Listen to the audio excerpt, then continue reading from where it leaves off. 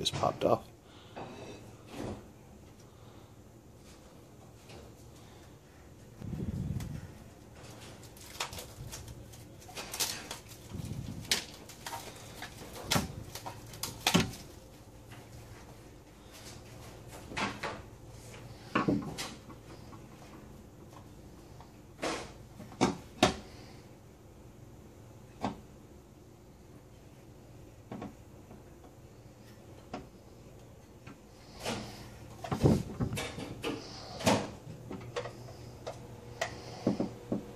Maybe these are like JIS screws or something, because this screwdriver does not seem to work with them.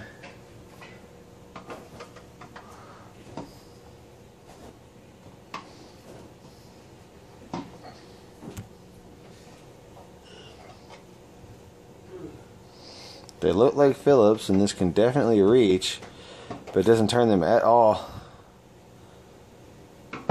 I believe they're JIS screws. Do you have a smaller screwdriver? I guess I could try those.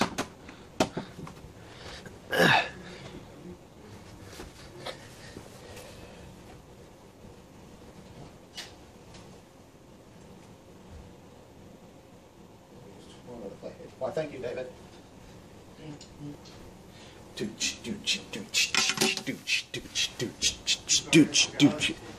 Huh? No, it's from the pause screen in Battletoads when Mike Matei and James Nintendo Nerd were sitting on the couch, like thrusting whatever it was they were holding forward. I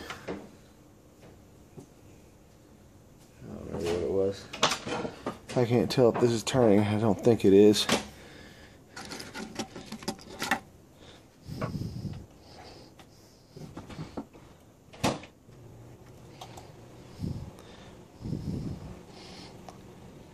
Now it's turning.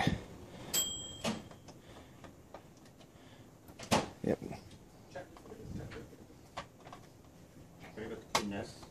I want to see if this is like a special cartridge, like maybe it's a beta version or something.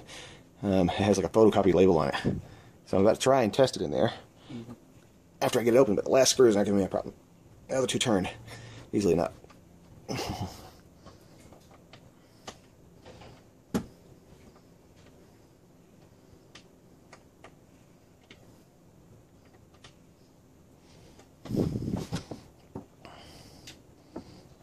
Alright, there we go.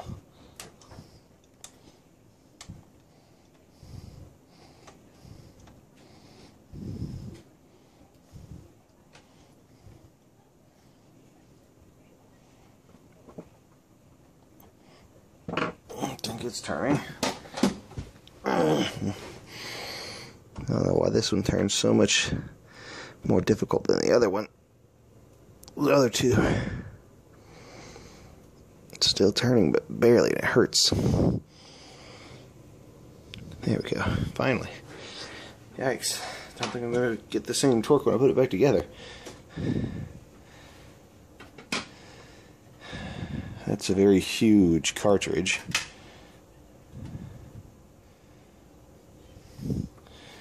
Okay, it looks like maybe we do have some kind of prototype. Xexyz, which is the name of the game. Then PRG and CHR. Let's see. I guess this is a tab for a battery save.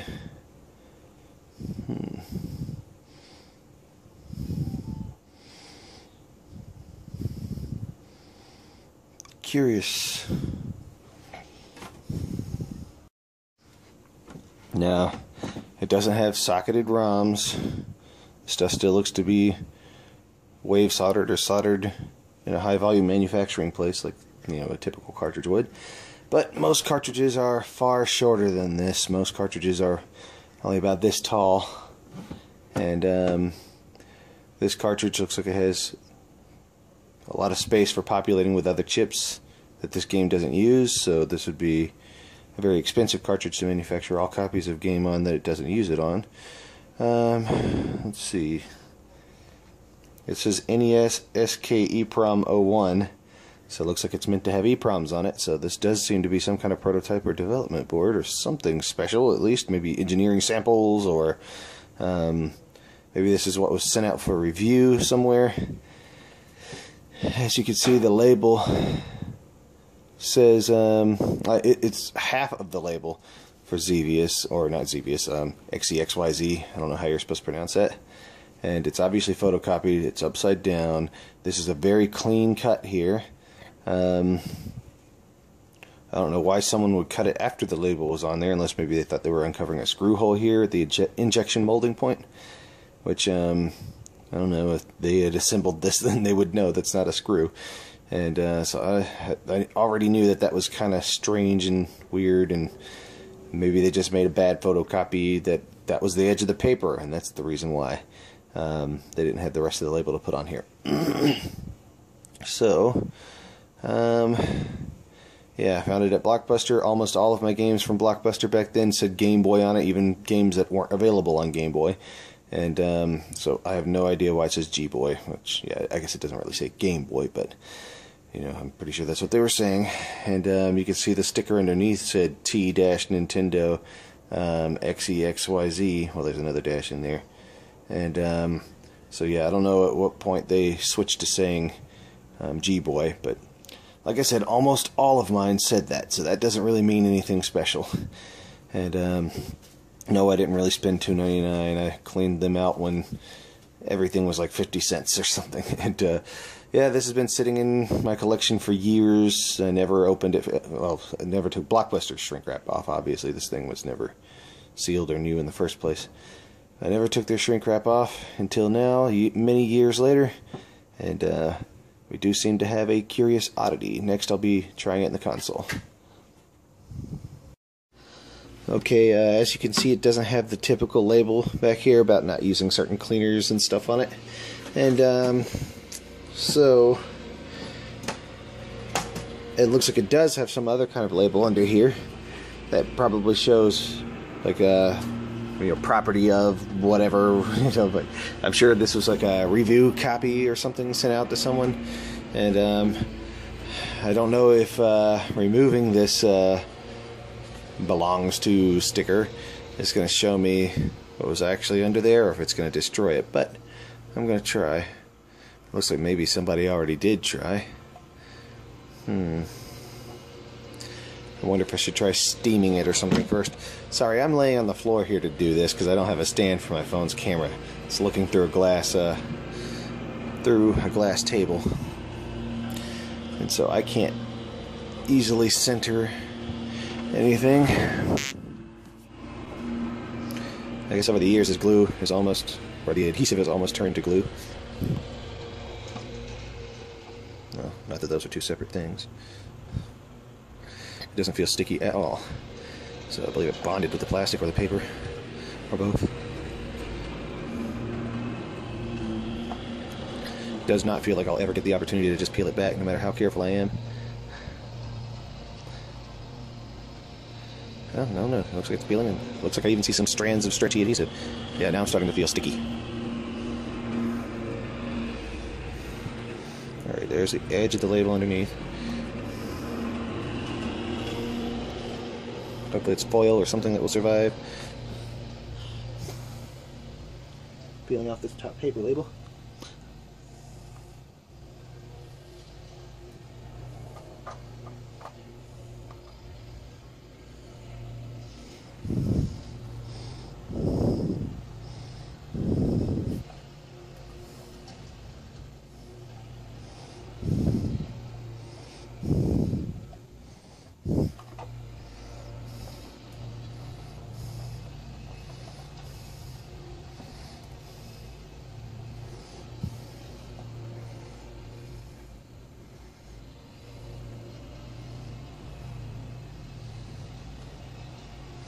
I'm obviously being very careful with this. Paper stickers have a tendency to rip, of course. Alright, we have lots of handwriting on the sticker underneath.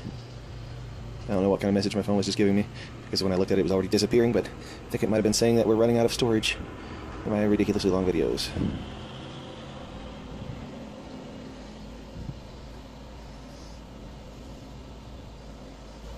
see mention of burn, which is obviously in reference to the EEPROMs on here.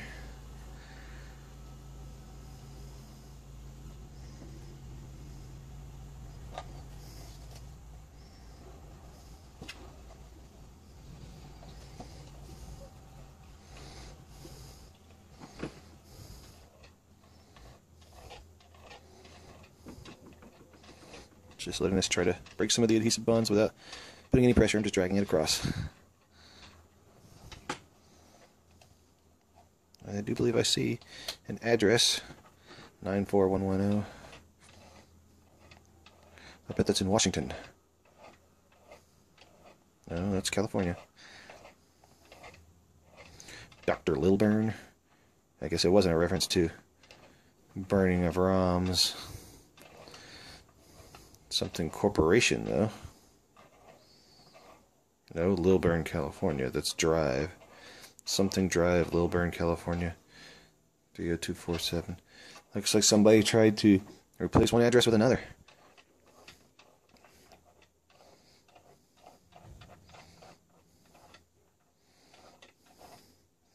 Family Drive, Emily Drive.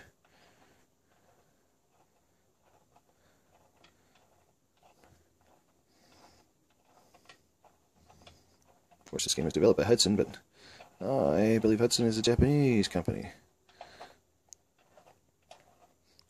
So probably San Francisco, California.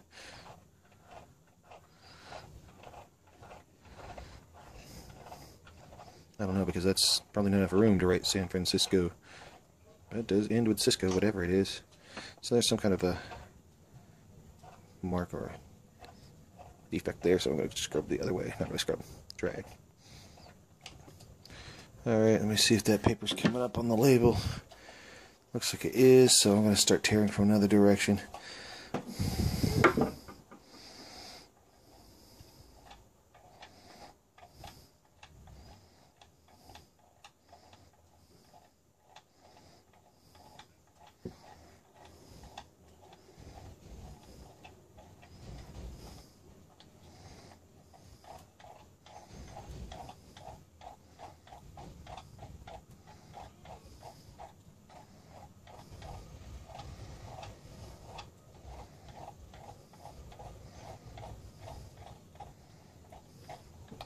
Seems to be accelerating.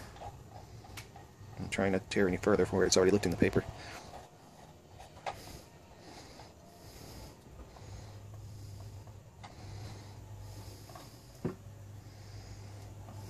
Microdin. I think there's somebody at the door, David. I'm kind of underneath here recording a video. Just a second. Oh, I guess it was that. What are you doing that makes that sound?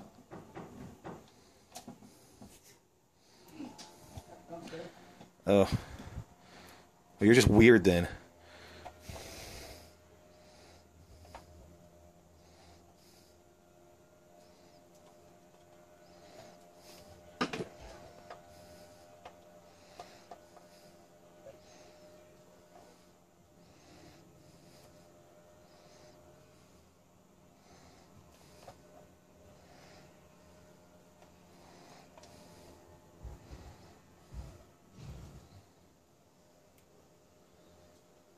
Well, that's an Atlanta area code, and the Blockbuster I bought this from was Metro Atlanta.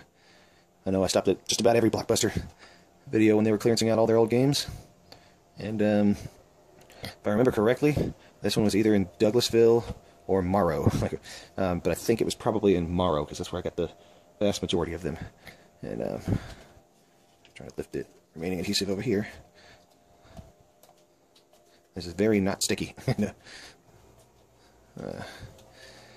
Alright, Microdin Corporation, Alabama Street, San Francisco. Bill Scott, 220 Emily Drive, Lilburn, California, 30247. And Microdin Corporation, 333 Alabama Street, San Francisco, California, 94110. Area code 415-255-1600. The other handwritten phone number that goes with that first address is 404-925-8855. Wonder what would happen if I called that today.